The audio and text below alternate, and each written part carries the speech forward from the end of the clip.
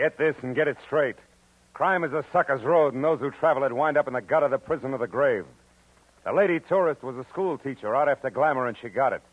But only after she learned that in Hollywood the 3 R's could be reading, done in a dark room, writing found in a dead man's pocket, and arithmetic that added up to murder times 2. From the pen of Raymond Chandler, outstanding author of crime fiction, comes his most famous character in The Adventures of Philip Marlowe.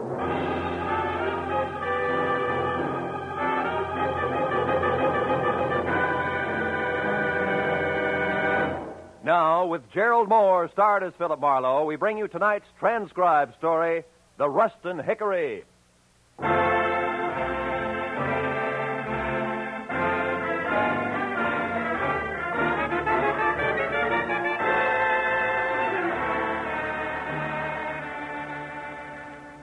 was hot in my apartment, even at 10 o'clock at night. The sultry wind blowing through curtains at the far side of the room didn't help a bit.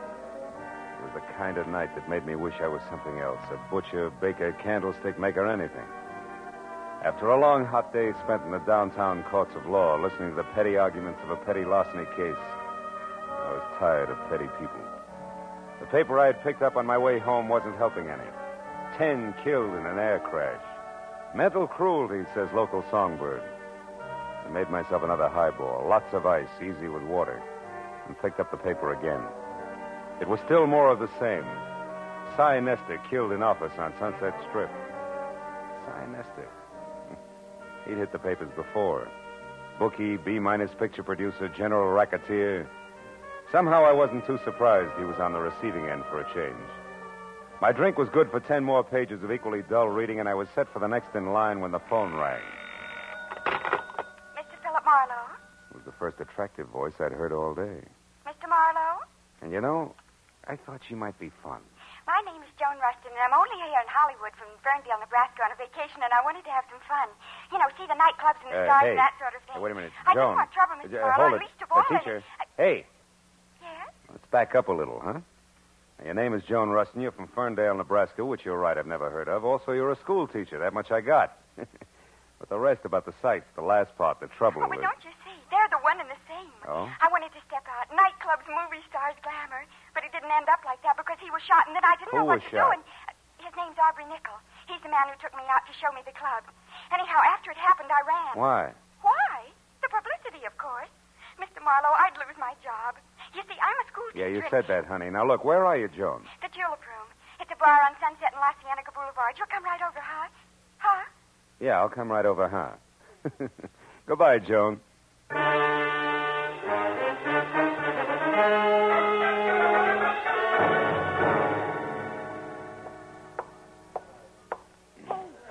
Mr. Marlowe.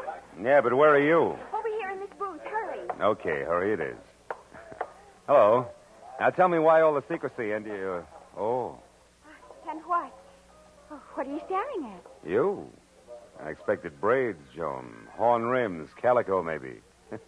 Not ice blue satin, drape plunging, and, Yes? Yes. Start at the top, honey, and slow this time, huh? Well, yesterday I met this man, this Aubrey Nickel I mentioned. Oh, he's really nice, Mr. Marlowe. He's a photographer, has a darling place up on the Sunset, Sunset Strip. You went there to have your picture taken? Uh-huh. I wanted something, well, something glamorous. That's easy. And look here what I got. Oh, by the way, I ordered a drink for you. A Scotch drink. Here. You like Scotch drinks, don't you? Yeah, Scotch drinks are my favorite drinks, Joan, thanks. You're welcome. Now, isn't it wonderful? The picture, I mean. I'll say it is. I'd never say school teacher. No, that's the idea. Just like a model in a fashion magazine, isn't it? Aubrey took it from inside his photo shop while I was outside on the street looking in his window. You know, like a smart career girl just strolling along the avenue. Mm-hmm. And see how he faded out the background? That way I'm the focal center. Focal center. Isn't it nice? Oh, yes, it is, yeah.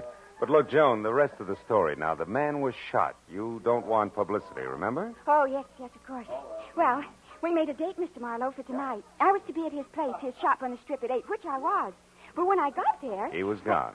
Well, no. He might just as well have been for all the attention he paid to me. Oh? He had something on his mind. Acted as though he didn't even expect me. Why, I had to mention his picture here twice before he got it out of a drawer for me. But then, just like that, he changed. Said if I wanted glamour in nightclubs, why not? Oh, by all means. Why not? And off we went to Cyrano's, no less, and sat at a table with two men and a woman who was actually Irmgard Fury. Actually, who? Irmgard Fury, the starlet. Oh. Don't you read the papers? Oh, golly, her picture's been in every theater section and magazine for the last 6 months. Of course, she hasn't made a movie yet, but she probably Wait a will. minute. Irmgard Fury. She has red hair, a figure, lots of each, huh? Oh, that's right. Oh, and so sweet to talk to. Well, believe it or not, when we were in the powder room and she couldn't find her lipstick, she used mine. Now, that's really democratic. Look, Joan, there was a shooting. You remember that. Now, you were sitting at a table with three men in this Irmgard Fury? That's right. Well, go on. What happened next? Well, when Miss Fury and I got back to the table, Mr. Lacey and his friend were gone. And then a minute later, Aubrey excused himself to make a phone call. And then? And then a waiter brought me a note from Aubrey which said I should go back to my hotel and wait there till I heard from him. Then it happened. Look, Joan, if I'm going to help you on this, you got to tell the whole coherent story. Well, suddenly there were some shots, maybe from outside, and people were yelling. It was terrible. I was scared to death. And I ran outside. People were crowded around someone. It was Aubrey. He was dead. What'd you do then? I took the first taxi I could get to my hotel, the Beverly Crest. I started for my bungalow, but didn't go inside because there was a man hanging around. I'd seen him before someplace, and I didn't like his looks and turned away, and he called to me. Oh, he was awful, Mr. Marlowe. Awful looking like a frog, maybe? Sloping shoulders, bulging eyes? Yes, and when... Mr. Marlowe, how do you know what he looked like? Promise not to tell. Promise not to... Oh, Mr. Marlowe, he's here, isn't he? Mm-hmm. Been watching us for quite a while. Oh, holy smokes, and I didn't get away from him. Oh, Mr. Marlowe, I had nothing to do with this shooting.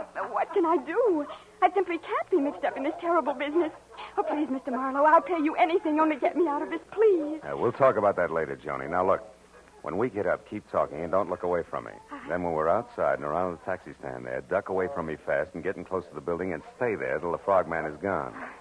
Then head for your hotel bungalow and wait there till you hear from me. Now, you got that? Oh, yes, but I don't understand why he's going to leave us. You will, if our little coup works. Come on.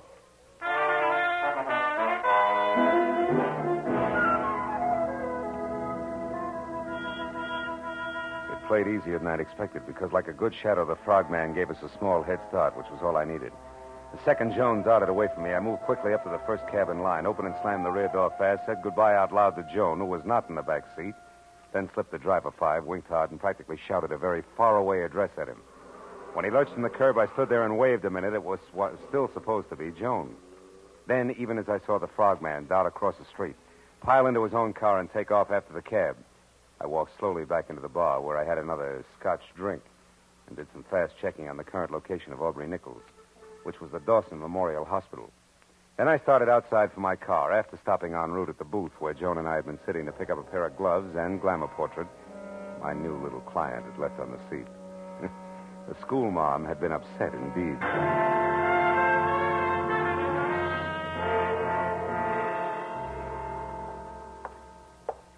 Dawson Memorial Hospital, Dr. Chambers? Yes, one moment, please. Go ahead. Yes, sir. Oh, I want to know the condition of a patient who was brought in here a little while ago, Mr. Aubrey Nichols. Oh, I'm sorry, sir. We're not allowed to give out such information. You'll have to inquire at the superintendent's office. Sir, Joe, I wouldn't bother, Phil. Well, Detective Lieutenant Matthews, good evening. Good evening. Nickel is dead, Marlowe. We did not get a statement from him. That's too bad. Any idea who did it? No. Have you? I didn't even know him. A client of mine. Yeah, Mr. Smith. That's right. That's remarkable. Mr. Smith, he asked me to inquire about his condition. Uh-huh. Well, it happened about an hour ago in an alley behind Cyrano's. Aubrey Nichols was a photographer up on the strip, but pretty much of a phony. A big front boy, strictly.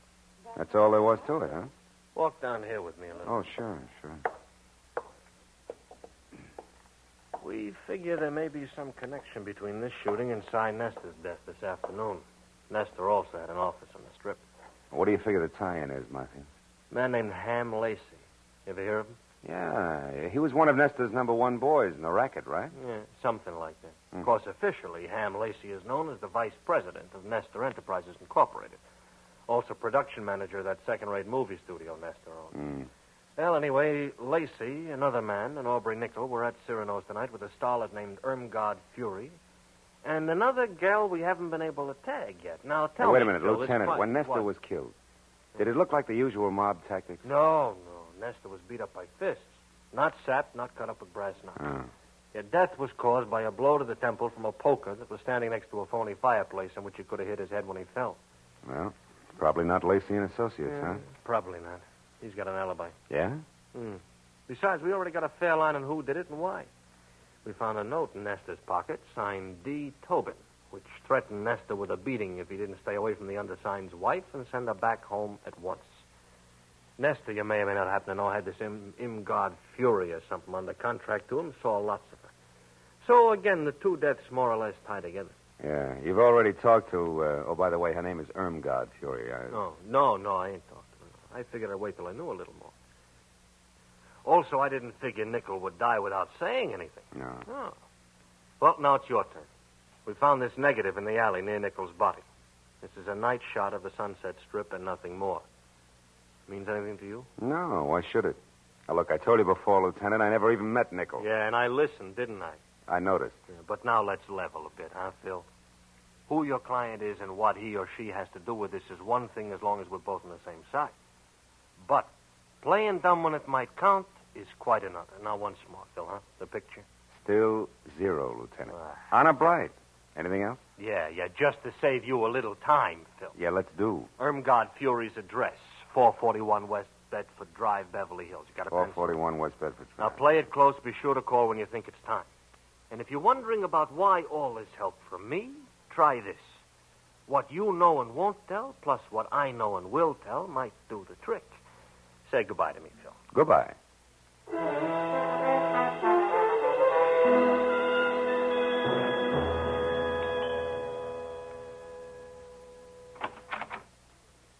Yes?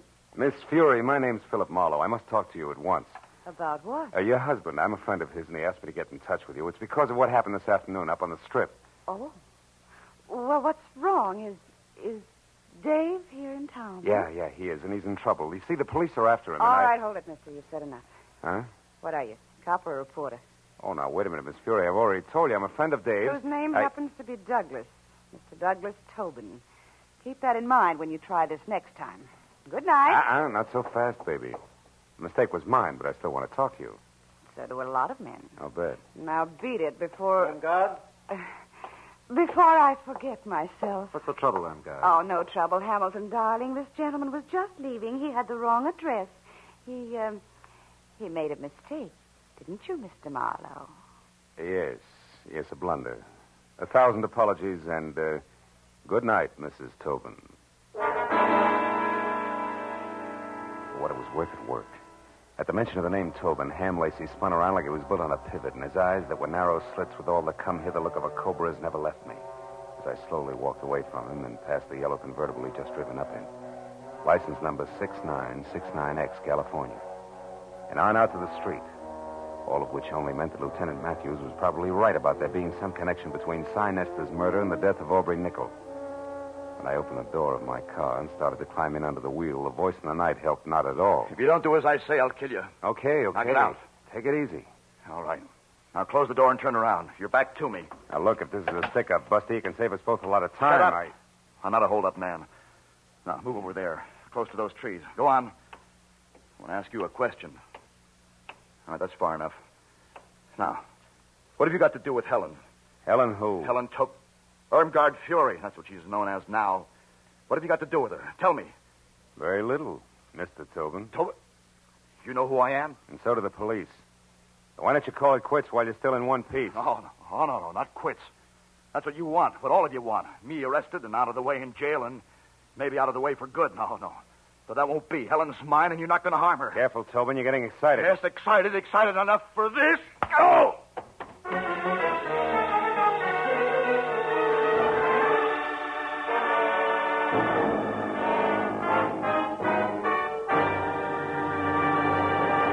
In just a moment, the second act of Philip Marlowe. But first, a thrill-a-minute, high-tension suspense from the word go. Dramatic excitement that builds and builds until it explodes in a smashing climax. That's Inner Sanctum, the great mystery show that's another of CBS's top-notch Monday night programs. You'll find Inner Sanctum one of the most entertaining spots in your Monday night listening schedule. And remember, Lux Radio Theater is back for its 15th year of great dramatic presentations. Inner Sanctum and Lux Radio Theater every Monday night over most of these same CBS stations. Now, with our star, Gerald Moore, we return to the second act of Philip Marlowe and tonight's story, The Rustin Hickory.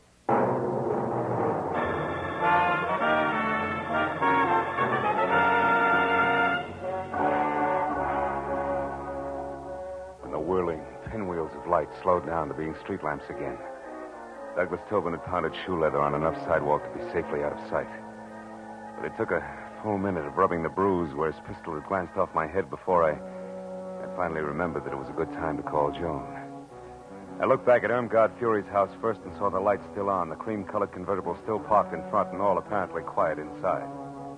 So I limped as far as the phone booth on the corner. I warned my client that the trick we pulled on the frog wouldn't hold up forever. But instead I found out just how far this side of forever it had collapsed. Yeah, hello. Hello? Hey, what number is this? Well, Shamus, you got the right number, Shamus. What are you doing there? Where's Joan Rustin? Oh, the babe's here, but she ain't in much of a mood to talk. Incidentally, thanks for giving me this free time, Dippy. What are you talking about? That fast shuffle you tossed me, Dippy. That now you see her, now you don't gag with the taxi. For an old shell game operator like me, that one was as tough to see through as a glass-bottom boat. All right. You get your diploma in the morning. But listen, you, if anything happens to Miss Rustin, I'll break you. Skip it, Dippy. You're wasting your breath. It's already happened. I'll see you around. So long.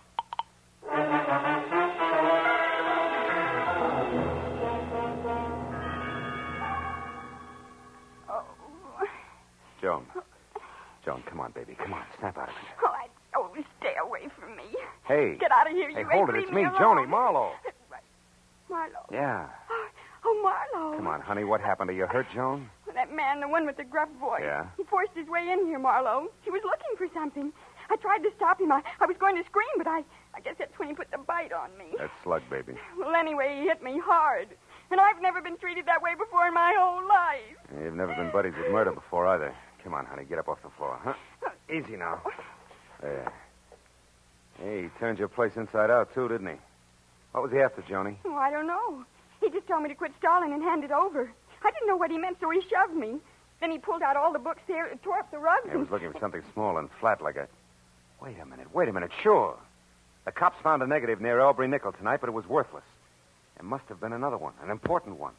And Lacey and Froggy, who no doubt's his helmbabe, must think you've got it. Me? Well, that's impossible. All I had was my picture, and, I don't even have that now. No, but I do, out in my car, and it gives me a great idea. Come on. Well, where, Marlowe? I don't get it. What's my photograph got to do with this? Maybe plenty. You see, when Aubrey printed that picture of you, he faded out the background almost completely. You remember? Uh-huh. That's a stunt in fashion photography to make a subject stand out. But in this case, Joan, I figure it was played strictly in reverse. Well, how do you mean? That Aubrey took you to Cyrano's tonight on business, big business. And you were holding the merchandise for him all the way. Oh. Here. Let's take a look. Oh, Marlowe, my pretty picture frame. Better this than your pretty head later, sweetheart, believe me. Yeah, here it is. Look, see? A negative the size of a postage stamp. But I'll bet old flash bulbs the $10 bills this baby's really loaded. Marlowe, I'll bet that baby's loaded, too. What are you talking about? The gun in that man's hand there behind you. Oh, fine. Wait. Easy, Marlowe. I'm not looking for any more trouble. I just want to be sure that you'll help me first. You're a private detective. I searched you before, so I know. I'm in a jam. It's worse than I figured. The cops are after me for murder. No kidding. I can't understand it, Tobin. All you got is a motive deep enough to swim in, and you've been dropping clues like Hansel and Gretel dropped pebbles. All right, but I didn't do it. Well, I beat up Cy Nestor, sure, but he was going with Helen, my Helen. I hated everything and everybody in this phony town because they took her away from me. Even changed her name for her, Irmgard Fury. But I didn't kill Nestor. I swear I didn't. You've got to help me, Marlowe. With that 38 in your fist, are you asking or telling? Oh, I'm asking, brother. Here, take it. Take the gun. I'm in a fix, and I know it. Okay, hothead. I'm already in Dutch for hiding Matthew's key witness here. Think how I'll look keeping his chief suspect under wraps, too. Oh, maybe I'm a sucker, but I believe you. All right, where do you hang your hat? The Country Cottages, number 7. It's a kind of a motel court down on Melrose Street. Number 7. Now go there and stay out of sight. And I mean stay out of sight. Yeah. Oh, okay. Thanks, Marlowe. Say, I'm sorry I batted you down tonight. That makes a lot of difference to the lump on my head. Go on, Tobin, beat it. Okay. I'll keep in touch with you. And where are we going, Marlowe? Call a friend of mine. We need a big enlargement of a small negative.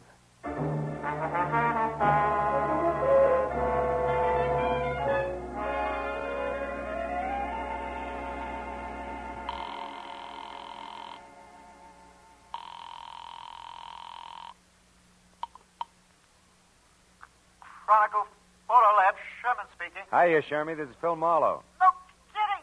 Gee, how's business, Phil? Long time no see. Yeah, I know. Now, look, are you busy? I got a job that's right down your alley, Sherman. It's important. What is it, Marlowe? Well, it's a 35-millimeter negative. I want it blown up to about half as big as a house. Okay, bring it in. I can't. I've got to check a couple of other things at the same time. Now, look, Shermy, can you meet me at the Aubrey Nickel studio on the Strip in about 10 minutes, back door? Wait a minute, back door? Yeah. How come the back door, Phil? So we can kick it in without attracting too much attention. Shermy, I'll see you in 10 minutes. I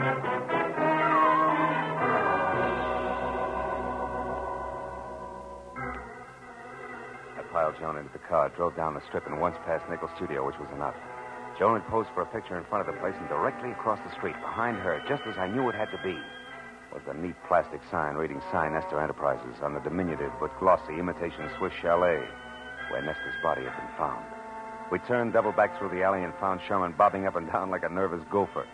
5 minutes of not-so-subtle persuasion got us past the lock and inside Aubrey's studio where something else checked. The walls were practically papered with pictures of Irmgard Fury, taken from every conceivable angle, including some that were not. Things were beginning to make a lot of sense. Marlowe, is this all right? Coming in here, I mean, it's sort of uninvited and all. Breaking and entering, lady. You can get 5 years for it. I sure hope you know what you're doing, Phil. Yeah, this must be the dark room. Yeah. Now, here's the negative, Shermy. Do your stuff. Well, what do you really expect to find on the film, Marlowe? A murderer, baby. It's got to go one of two ways. Douglas Tobin for jealousy or Ham Lacey for ambition. Aubrey Nickel caught one of the two in the background when he took your picture. And he was familiar enough with all parties concerned over there to think he could put the screws on somebody. How's it coming, Shermy? He can be out in a minute. 15 by 20, okay? Yeah, it's good. If there isn't a man in the background, I'll eat it. Better get the salt and pepper, pal, because it's nothing but a car. It can't be. Oh, brother, that's more than a car, Shermy. It's a yellow convertible that belongs to Ham Lacey. Look, you can even see the license, 6969X. 696. Oh, now how do you suppose... What's the matter, Marlowe? I just thought of something. Without this picture, both Tobin and Lacey are suspects. But with it, we have proof Lacey is implicated. That means Lacey thinks he has Tobin sitting in the perfect frame, right where he wants him. Oh, Marlowe, listen. Now, look, you two get out of here. Go back to the paper. I've got to get to Tobin fast and let him know. Oh, Phil, listen, Look, baby, you're no doubt terrific in the 3rd grade. But some things they don't even teach in college are going to pop any minute, so I'll take it from here, huh? Stick with Shermy, honey. I'll call you. Oh, but Marlowe, wait, listen.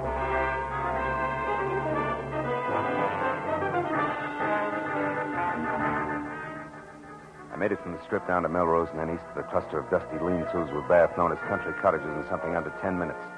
Parked down the street and cut back through the alley on foot.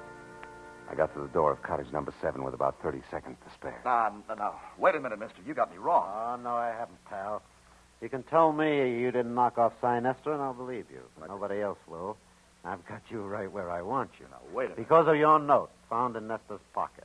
You're the jilted boyfriend, the hick from back home, who came to Hollywood with murder in your heart and knocked off the guy who stole your wife. Now, look, Yeah, and then you went after the cheap photographer who gave her start. Oh, yeah? And after that, you knew you couldn't escape, so you blew your brains out. And fine. by the time I leave here, that's the way it's going to look. Not tonight, Ham. Marlowe. Stand still, Lacey. Toss the gun over on the bed. Go on. That's better. So you figured Aubrey was lying about having a picture that pegged you as Sign Nestor's killer, didn't you? You figured Aubrey saw something but had no proof, so you shot him. But you were wrong, Ham. He had all the proof we need. Oh, Marlowe, look out! Joan, who's out there? Oh, Phil. Joan. Phil. Joan, are you all right? Jerry, I hit her. She's the one who killed Sign Nestor. I tried to tell you that. I followed you here to tell you, but instead I saw her with a gun pointed at you. I grabbed the first thing I saw, this broken rake handle, and I hit her with it. I hit her awfully hard, Phil. She isn't moving. You don't think she's... Dead? No. She's probably thinking over the big lesson you just taught her with that stick there. What? Oh, what's the matter? Hey, Teach. You know what that rake handle's made of? What? It's hickory, isn't it? Yeah. What else could it possibly be but a hickory stick?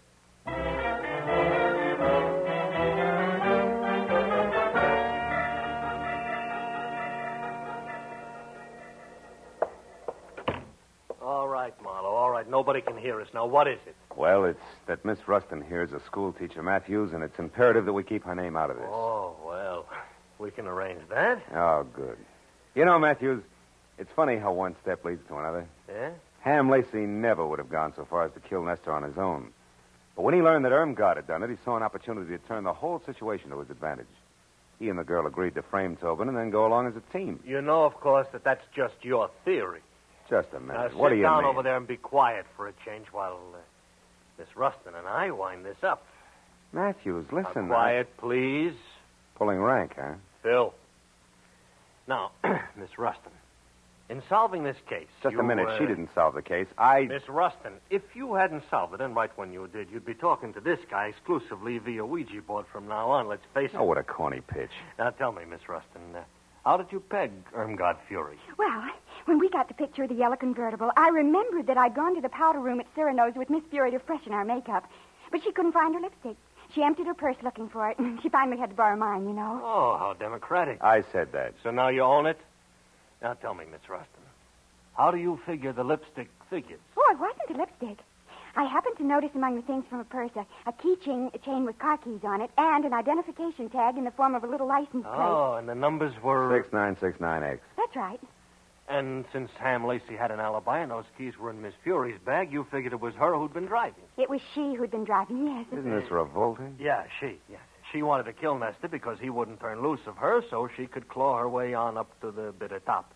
And when she found him unconscious, it was easy. How literary. Well, that's that, I guess. Thank you very much, Miss Rustin. I hope your stay in our town has been...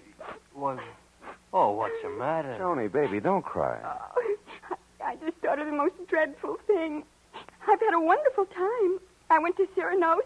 I hit a movie star on the head, and I helped solve a murder. But I'll never, ever be able to say one single word about it to anybody in Ferndale, Nebraska. Darn it all.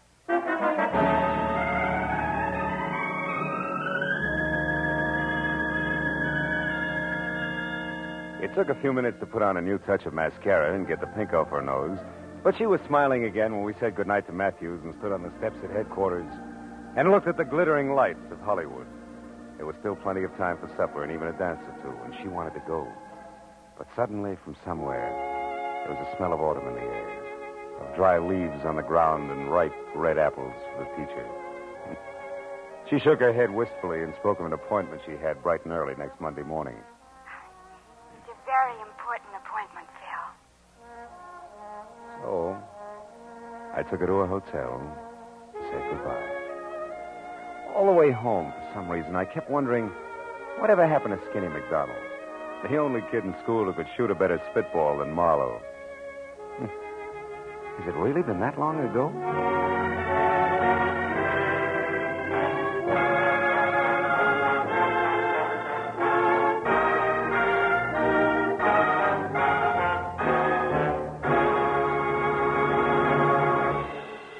The Adventures of Philip Marlowe star Gerald Moore and are transcribed and directed by Norman MacDonald. Script is by Mel Donnelly, Robert Mitchell, and Gene Levitt. The special music is composed and conducted by Richard Arant. Be sure and be with us again next week when Philip Marlowe says... There was a tapestry found under a tomb. They were all after it. The worried importer, the man with half a face, the Englishman in an L.A. slum, and the lady wearing a green veil. But before it was over, none of them had it, and 2 of the 4 were dead.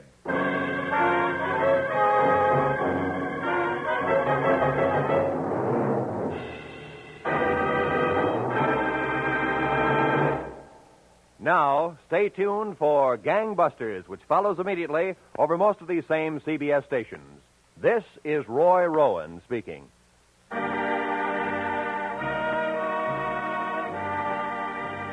This is CBS, the Columbia Broadcasting System.